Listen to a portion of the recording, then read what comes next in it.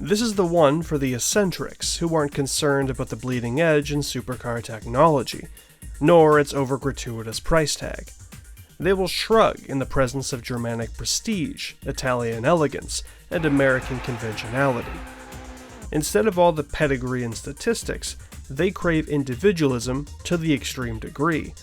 Having someone ask what car they drive simply isn't enough. They need to be asked what planet it came from. And to do that, they need something Dutch. Enter the Vysser Neo. If you've ever had a look at the company's logo, you wouldn't be shocked to learn that Vysser made warplanes before its turn-of-the-century resurrection. But while the company wears its wartime aeronautical aptitude on its sleeve, the Neo celebrates something even older.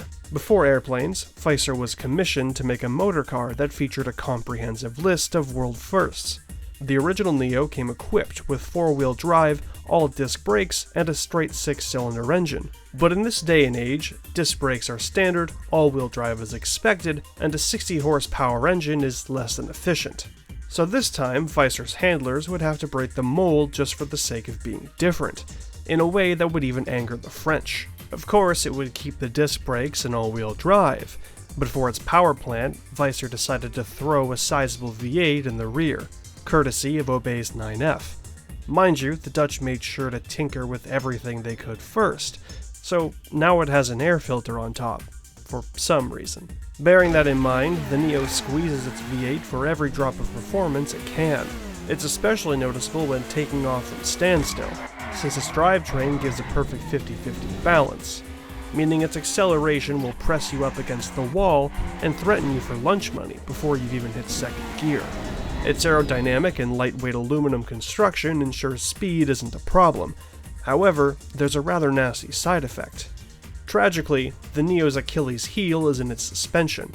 Those rear shocks are about as stable as a waterbed. The smallest bump or slightest turn could be all it takes to bounce like a trampoline, sending its driver into a surprise oversteer.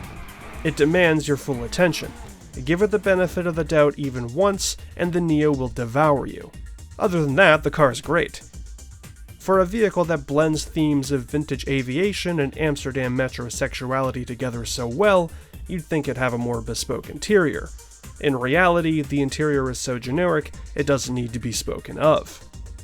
But we don't judge books based on what's inside them, because everyone knows the real beauty's on the outside. Also, who reads?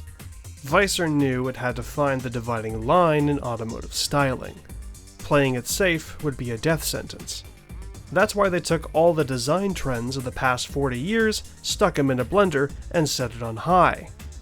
It's got a massive shark tooth grille, continuous glass roof and engine bay, scissor doors, an LED strip taillight, and the center windshield wiper permanently in the upright position. What's not to love?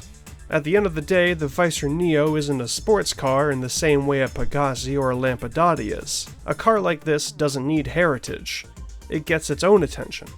And to quote an old British poet, "This is a car you wear rather than drive." And a Neo never goes out of style.